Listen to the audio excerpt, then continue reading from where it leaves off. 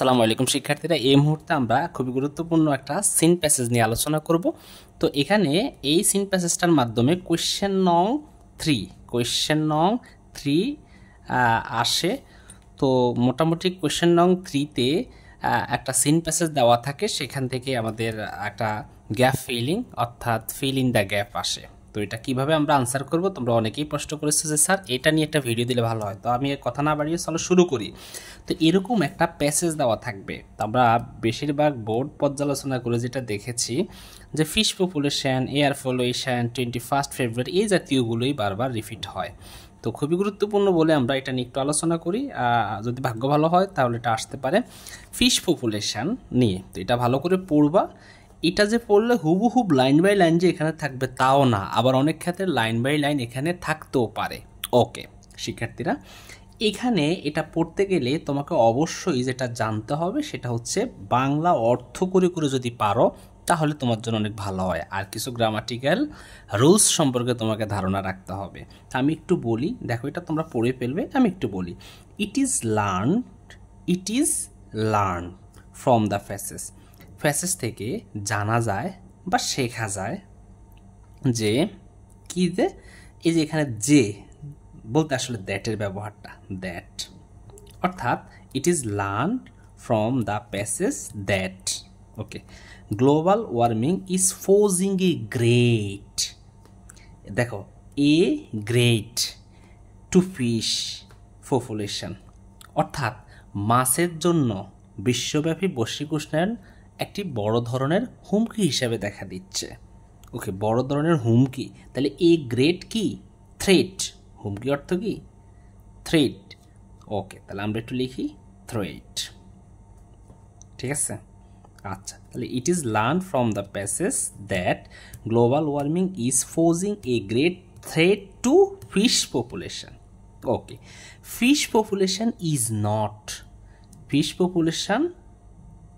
Not dash from the danger of climate change. তাহলে আমরা এখানে লিখতে পারি যে fish population is not safe অথবা ফ্রি, সেফ বা ফ্রি। তার মানে হচ্ছে যে মানে কি, নিরাপদ নয়। কিছু মাছ কি নয়, নিরাপদ নয়। তাহলে ফিশ পপুলেশন, মাছের প্রজাতিরা, ইজ নট সেফ, নিরাপদ নয়, from danger of climate change, জলবায়ু পরিবর্তনের যে বিপদ, সেই বিপদ থেকে কিছু মাছের প্রজাতিরা নিরাপদ নয়। ওকে, ইট ইজ কি করা হচ্ছে, it is dash that. Okay, it is believe that, এটা বিশ্বাস করা হয়, অথবা ইট ইজ ফেয়ার দ্যাট, অথবা ইট ইজ বিলিভ দ্যাট, অথবা it is assumed that some species of fishes will be extinct due. দেখো ডিউর সাথে সবসময় মাথায় রাখবো টু বসে। ওকে, এটা অ্যাপ্রোপ্রিয়েট হিসেবে ডিউর সাথে ডিউ টু বসে। Okay, due to temperature rise in near future, অর্থাৎ এটা বিশ্বাস করা হয় বা এটা ভয়ের বিষয় যে কিছু প্রজাতির মাছ তাপমাত্রা বৃদ্ধির কারণে ভবিষ্যতে কি হতে পারে, এক্সটিংক্ট, বিলুপ্ত হয়ে যেতে পারে। তো এখানে আমরা আরও দুইটা খুবই গুরুত্বপূর্ণ ফিল ইন দ্য গ্যাপ একটু দেখি। তো আগেরটারই কিন্তু কার্বন কপি, দেখো এইটারই কিন্তু কার্বন কপি, বাট এটা ওকে জাস্ট একই রকম, একটু পরিবর্তন করে দেওয়া হয়েছে। দেখো ইট ইজ আগে ছিল ইট ইজ লার্নড, তো ইট ইজ লার্নড অথবা it is understood from the passage থেকে শেখা যায় যে কি শেখা যায়, এই যে গ্লোবাল ওয়ার্মিং ইজ, দেখো গ্রেট, তো গ্রেটের আগে সবসময় এ বসে। Okay, a great threat for fish population. তো এটা প্যাসেজ থেকে শেখা যায় যে গ্লোবাল ওয়ার্মিং হচ্ছে মাছ প্রজাতির জন্য একটা মারাত্মক হুমকি। আচ্ছা, এরপরেরটা দেখো গ্লোবাল ওয়ার্মিং। তো এখানে গ্লোবাল ওয়ার্মিং তো কিসের কারণে, এখানে আমরা লিখতে পারি যে due to. Okay, due to global ওয়ার্মিংয়ের কারণে, অথবা আমরা এখানে ডিউ টু না লিখে লিখতে পারি বিকজ অফ অর্থ কারণে, ডিউ টু অর্থ কারণে। ওকে, বিকজ অফ গ্লোবাল ওয়ার্মিং, বৈশ্বিক উষ্ণায়নের কারণে ফুড প্রোডাকশন, খাদ্য উৎপাদন, অ্যান্ড অক্সিজেন, অক্সিজেনের কি লেভেল, অক্সিজেনের কি লেভেল, তাহলে অক্সিজেন লেভেল, হ্যাঁ, অথবা লেয়ার ইন ওয়াটার ডিক্রেইজ, সেটা কমে যায়। ওকে, অ্যাজ এ রেজাল্ট, ফলে some fish may be extinct in future বা ফরএভার বা সোন, কিছু মাছের প্রজাতি চিরতরে কি হতে পারে, বিলুপ্ত হয়ে যেতে পারে, অথবা বা দ্রুতই বিলুপ্ত হয়ে যেতে পারে, অথবা ফরএভার সারা জীবনের জন্য বা চিরতরে সেটা বিলুপ্ত হয়ে যেতে পারে। আচ্ছা, এরপরেরটি একটু খেয়াল করলে শিক্ষার্থীরা দেখতে পাবে, একটু দেখো যে water, okay, water is the most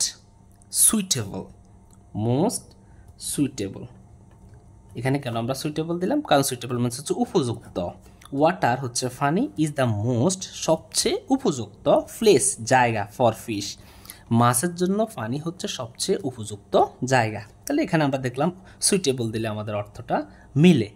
ওকে, এরপরে বাট নাউএডেজ, আজকাল দিস ন্যাচারাল প্লেস, আমরা এটা লিখতে পারি বা প্রাকৃতিক আবাস অথবা লিভিং প্লেস, যদি আমরা লিভিং প্লেস দেই তাও হবে, এখানে আমরা যদি ন্যাচারাল প্লেস দিই তাও হবে। দিস লিভিং বা this natural place of the fish is not safe for them, okay, safe for them. তো এখানে এ অফ কেন রয়েছে, কারণ এটার সামনে আমরা যদি বলি বিকজ অফ, দেখো মিলে যায়, বিকজ অফ কারণে, কিসের কারণে, climate change and many other reason, অনেক কারণে বা অন্যান্য কারণে, অর্থাৎ জলবায়ু বা অন্যান্য কারণে আমাদের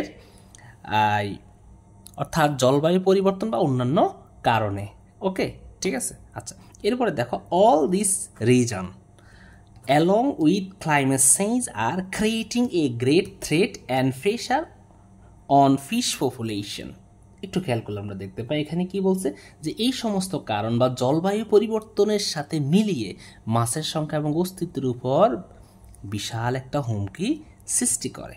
ওকে, ইট ইজ হাই টাইম, এটাই উপযুক্ত সময়, দেখো ইট ইজ হাই টাইম যুক্ত সেন্টেন্সে সাবজেক্টের পরে সব সময় ভার্বের 2 নাম্বার ফর্ম, ফার্স্ট ফর্ম বসে, তাহলে ইট ইজ হাই টাইম, এটাই উপযুক্ত সময়, আমাদের কি নেওয়া, টু ফ্র্যাগমেটিক স্টেপস, প্রয়োজনীয় বা বাস্তবসম্মত, ফ্র্যাগমেটিক মিনস হচ্ছে বাস্তবসম্মত, ওকে, বাস্তবসম্মত স্টেপস, পদক্ষেপ গ্রহণ করার নেওয়ার এটাই উপযুক্ত সময়। তাহলে এখানে টুক হবে, আমরা জানি সাবজেক্টের পরে ইট ইজ হাই টাইম যুক্ত সেন্টেন্সের সাবজেক্টের পরে ভার্বের ফার্স্ট ফর্ম বসে। ওকে শিক্ষার্থীরা, এরপরে এবার একটু খেয়াল করে দেখো, এরপর থেকে দেখো দ্য ফিশেস ফ্রম কি হতে, প্রয়োজনীয় আমাদের পদক্ষেপ, বাস্তবসম্মত পদক্ষেপ নিতে হবে কি থেকে, ওই যে মাছকে বাঁচানো থেকে, কিসের হাত থেকে, বিপদের হাত থেকে, তাহলে ডেঞ্জার, অথবা আমরা এটাকে বলতে পারি বিলুপ্তির হাত থেকে, এক্সটিংশন। ওকে শিক্ষার্থীরা, তো আমাদের এই প্যাসেজটা থেকে খুবই গুরুত্বপূর্ণ আমরা 3টি ফিল ইন দ্য গ্যাপ তোমাদেরকে দেখিয়ে দিলাম। ধন্যবাদ তোমাদেরকে।